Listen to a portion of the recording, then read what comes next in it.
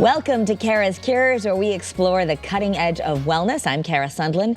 2022 is underway now, so how can you make more meaningful resolutions? My guest today is here to tell us how to achieve more by actually doing less. In fact, Jessie Kanzer is an expert at that as the author of Don't Just Sit There, Do Nothing. Welcome, Jessie. Hi, Kara. Thanks for having me. You know, I find your story so interesting because, you know, you have, like most of us who teach something, you had to learn it first. You certainly weren't always an expert at just doing nothing. You were someone who really had to fight for your life in the beginning, born in the Soviet Union as Asya Bronfman, I hope I'm saying that right, a descendant of Holocaust survivors. And, you know, living in a small apartment with really no resources, and you really had to come to this country kind of fighting for everything. You are so right about that. We do teach what we need to learn. And yeah, I came here as a, neurotic Soviet immigrant. And that was a very achievement-based culture as well, because children were treated quite harshly and disciplined, and school was very different from the way it is here. Very, very in the box, we could say. And you really were taught not so much to be an individual, but to be a performer, to be an achiever. And then coming here, yeah, you start from nothing, and you're really a second-class citizen. And I was a refugee. I actually came with I was seeking asylum in this country. So coming from nothing and having to build yourself, the process of that equaled a loss of an identity, is the truth. I just didn't know who I was anymore. You know, there I was this Soviet child, and I fit really well into the boxes that were prepared for me by the government. And then here, of course, there's a lot more freedom, a lot more choice. But at the same time, all we want as children is to fit in. So I kind of had to become a person that would be more accepted in America. I changed Asya to Jessie. I changed a lot of things about myself. In the process, there was a loss of self that happened, which actually happens to a lot of us, not just immigrants, not just refugees, but to a lot of us. It's just much more heightened as a refugee. And I had to rediscover, recreate myself. And my whole journey is covered in Don't Just Sit There, Do Nothing. Because for me, the pivotal information from the ancient teachings of the Tao Te Ching and other Eastern philosophy, it really allowed me to shift my perspective, to shift my thinking, to simplify everything, and to get more ease in my life, and to create a life I really love. Right, and we all want more ease. If people aren't familiar, the Tao Te Ching is a sacred text. Other spiritual teachers like Wayne Dyer have also written books about it. Talks a lot about manifestation, but maybe different than if you just read the book The Secret, or you know a little bit about manifestation. So you kind of distill this to some important points. That we can really attract and create what we really want, but we might not always do that the right way. So making a to-do list and beating ourselves up about losing weight, or, going and doing maybe isn't as effective as being. So number one, you say we have to first clarify and intend, and that might be calming down and actually doing nothing for a little bit. Yes, absolutely. And this is where the clarify and intend, the step number one, is where Don't Just Sit There, Do Nothing comes in. Because the problem is, which is what happened to me when I was younger, but it happens to a lot of us, we are so busy ingesting messages from outside ourselves that we lose touch with our inner knowing, with our inner voice. And so you have to get still. You got to still your mind in order to hear that voice. And, I love meditating, but it doesn't have to be meditation. It could be a few moments of deep breathing throughout your day, running, walking, yoga, whatever it is that you can find that stills your mind, journaling, in order to block out all that external noise and connect with yourself and really feel what it is you're yearning for in your life.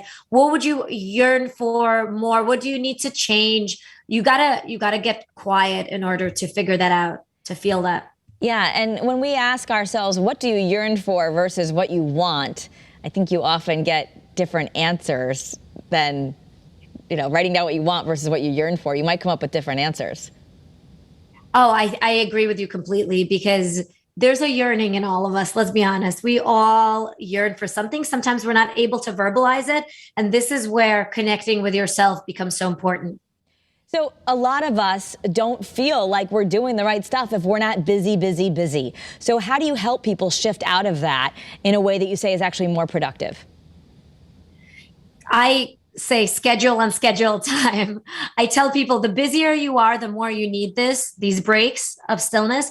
And I tell some friends, like, you can actually drop 10 minutes in the middle of your calendar daily and do whatever you want with those minutes. Like, do nothing, sit, breathe, look out the window and watch the trees sway with the wind. And you just watch them for a moment and you understand how nature has all of this knowledge that sometimes we forget that we just need to be. And you take that time to be in order, it actually makes you more productive, is the truth. Because when you're not connected with that inner power that we all have within us, you're being robotic. Sometimes you're just going through the motions and you're not coming from your deeper self. So it could be starting with just moments of deep breathing, just moments of looking up at a tree or at the sky and feeling that expansiveness within yourself. You start with simple moments, or a walk, a 10-minute walk. Yeah. Little steps. But scheduling those little moments of do nothing does not mean doing this, right? Scrolling. No. And in fact, and of course we all have it near, we need it near, but yes, it doesn't even mean binge watching TV, which is also fine. But no, the moments we're talking about doing nothing is being with yourself.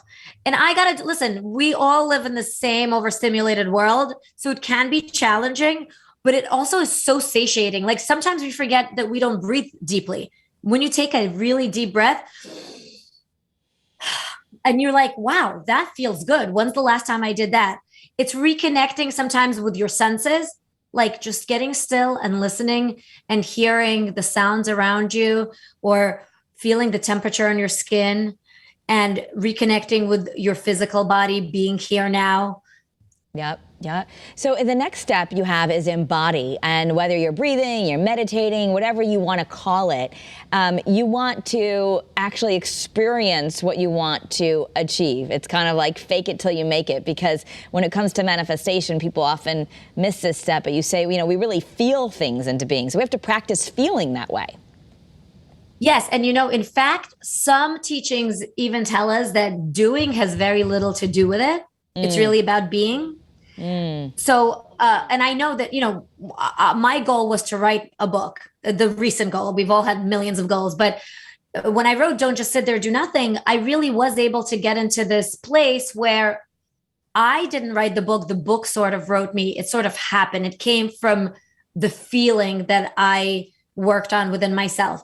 So yes, when you clarify an intent, which was step one, I also wanted to mention that try and put that goal of yours into the positive, into the present. Instead of I will, right, you say to yourself, I am healthy. I am energized. I am well. I am in a healthy, fulfilling relationship. I have a new job where I'm thriving. So you you put your wish in the present tense. And then when you do step number two, you embody, you really get into the feeling place of that wish. Like you said, you fake it till you make it. You get into the feeling of, how does this person who has this wish already fulfilled, how does this person think? How does this person interact with the world? How does this person feel? How does this person walk? And you kind of try to do that whenever you remember. I try to keep the shoulds out of it, because we have so many shoulds. We should all over ourselves. I try to keep it a more of a flowy kind of experience where, hey, you know what? This is a moment I can take to embody the person who's gotten her wish already. And you kind of shift little by little into this person.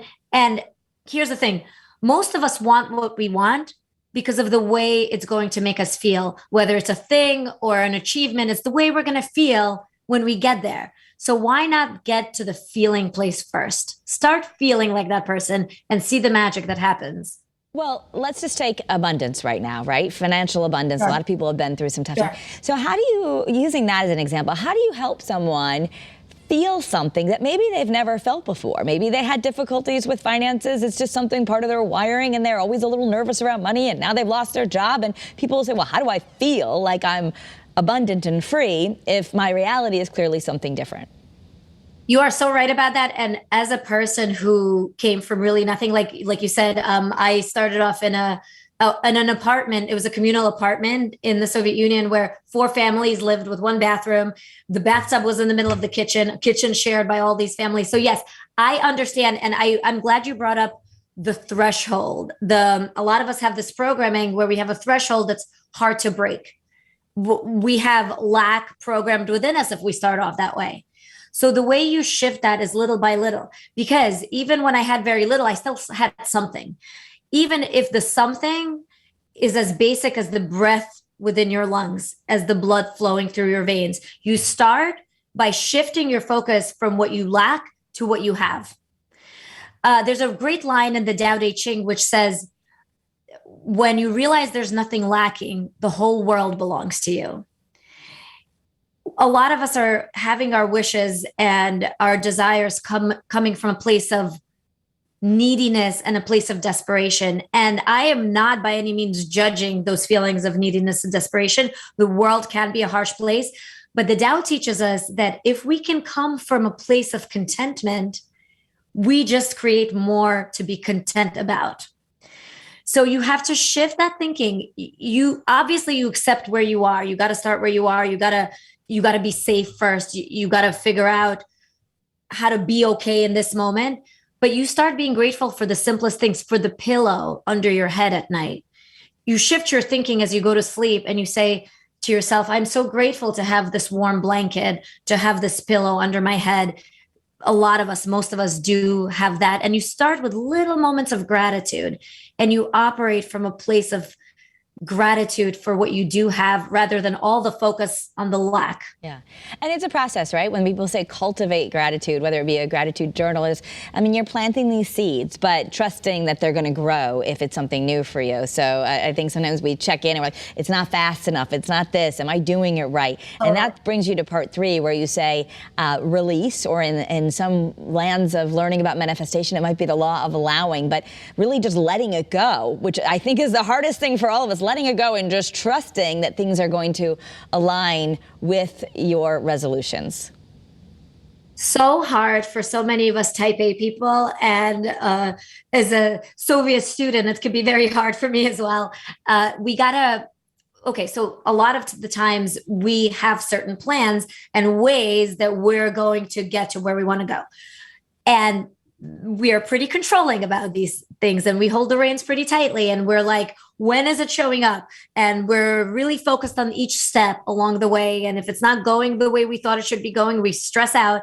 All of that stress and the hardship that we bring upon ourselves is unnecessary. There's already hardship in the world, or the world is already not, that easy to navigate. So, but all of that internal stress and strife can keep us from getting what we want smoothly and easily. So releasing is a step we got to practice over and over and over again. Releasing and surrendering. You say to yourself, I'm doing so well. I've done my steps and now I got to let it go. I got to release and have faith that the universe will meet me halfway. Mm-hmm. And again, there's these 3 steps, but they're not linear. It could be like the releasing is a step I have to do over and over again. And that's the thing, is you don't want to beat yourself up with the idea of the old way of making a resolution would be, I'm going to lose weight. And you write down, I need to be X number of pounds. I need to be this. What you're suggesting is having those resolutions, number 1, come from a deeper place, so you can set a resolution that's more meaningful. And then having a little more trust and a little more patience and a little more relaxation. And that conversely, we have to trust that things might actually happen a little bit better, a little bit faster, a little bit easier. Yes. And that's a great example that you brought up. I would definitely shift away from a specific amount of pounds you want to lose or amount of weight you want to be to the way you want to feel. So always bring it back to the feeling place rather than a very specific number or specific whatever it is, whatever goal that you have, I would bring it back to how do I want it to feel? Instead of which exact job do I want? How do I want to feel in my job? Instead of how do I want, the guy I meet to look, how do I want to feel in my relationship? You keep going back to the feeling place and you cultivate it within yourself before you see the external result. And like you said, don't beat yourself up over it. I mean, we're human, we're not robots. We fall off this whatever path we set ourselves on. We don't stay on there. Sometimes it's 2 steps forward, 1 step back. Just keep bringing yourself back. Yeah. Yeah. And I think, those of us who have been familiarized with manifesting, and I think that's everyone about now, you can have the tendency also to get nervous about, oh my gosh, something bad happened and I'm feeling bad. And that might be a word too, of that we are human, and allowing those feelings doesn't mean you're not going to manifest. If you're saying, well, I have to feel abundant, and you just all of a sudden got scared about your bank account, it's okay to be in the moment and actually allow your feelings too, right? Absolutely. And in Don't Just Sit There, Do Nothing, I write a lot about that because we sometimes in the spiritual world, we can bypass these negative feelings. We focus so much on positive thinking, but the feelings are still there. They're just buried. The healthiest thing you could do with any feelings is to feel them fully and to move through them. Just a little tip, which I'll just bring in another CURES that I think will dovetail nicely with your book, which let me first ask you, your book, tell everyone the title again, and can you get it anywhere? Yes. So this book, this is the galley. See, not for sale yet, but it's called Don't Just Sit There, Do Nothing, Healing, Chilling, and Living with the Tao Te Ching. And it's available everywhere for pre-order. It is officially out March 1st. But pre-orders are very important for new authors like myself. Yeah. And it's on Amazon, Barnes & Noble, Bookshop, all over the place.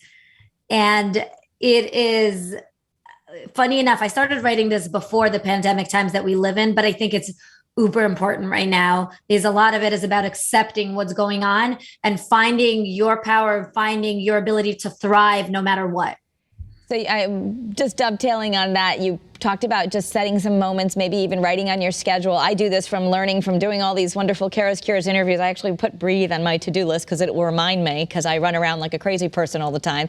And maybe you can pair it with something, every time you go to the ladies' room, you're just going to take an extra moment and breathe, or when you're in your car. But something else that you mentioned, journaling, and this is maybe a good way for people to get into feelings. We did another episode which people can look on, the power of journaling, where you can actually do something called scripting, where you would just kind of write what your ideal day would look like, what that feels like. Because in writing, if we're having a tough time emoting, writing it down can actually help us feel what we want to feel and clarify, right? Absolutely. And it's so funny that you say that. I have a journal like everywhere, like by my bedside table, in my office, everywhere I go, I do have a journal because and sometimes I use my phone and I use the notes section in my phone to write things down. I think it's so important to get thoughts outside of ourselves. Sometimes it's things like to-do things that you're remembering, but a lot of times the journaling is, like you said, you want to kind of create your day before the day even begins. Also interesting for the step number 1 in my manifestation process, which is the spiritual dork's way of saying manifestation with a twist of Tao. Manifestation, step number 1, when you cultivate this intention of yours, it's really helpful to write it down. It's really helpful to feel your hand writing it down. And I write it down everywhere. Like you write it down on my notes section, in my journal, in my other journal. It's really helpful to write things down sometimes to like get them outside of yourself and to already start to see them as a reality. And another thing that during the embody section, when you're trying to feel your way into this new wish, into this new person you're becoming, into this change, one of the things you can do is write reality tales. Like write a story about how your wish happens.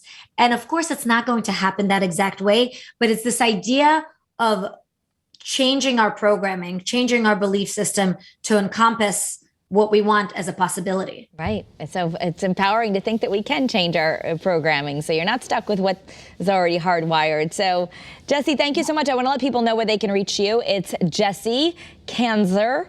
So Jessie Kanzer, KANZER.com. And show us the book one more time in case people want to get on to their websites and pre-order. Don't just sit there, do nothing. Don't just sit there, do nothing. Yeah, that could be one way you start manifesting your goals is you pre-order the book. And that's helping manifest my goal. Yes, that's all. It's always good to support other people too. That's important. Jessie, thank you so much. We appreciate your time. Thank you. Thank you so much for having me. Happy New Year. You too. And that's another episode of CURES. You can find more content like this on the WFSB streaming news app. We do lots of interviews on the cutting edge of wellness. Also, follow me on social media. I post these interviews there at Kara Sundlun, Instagram, Facebook, Twitter. Have a great day.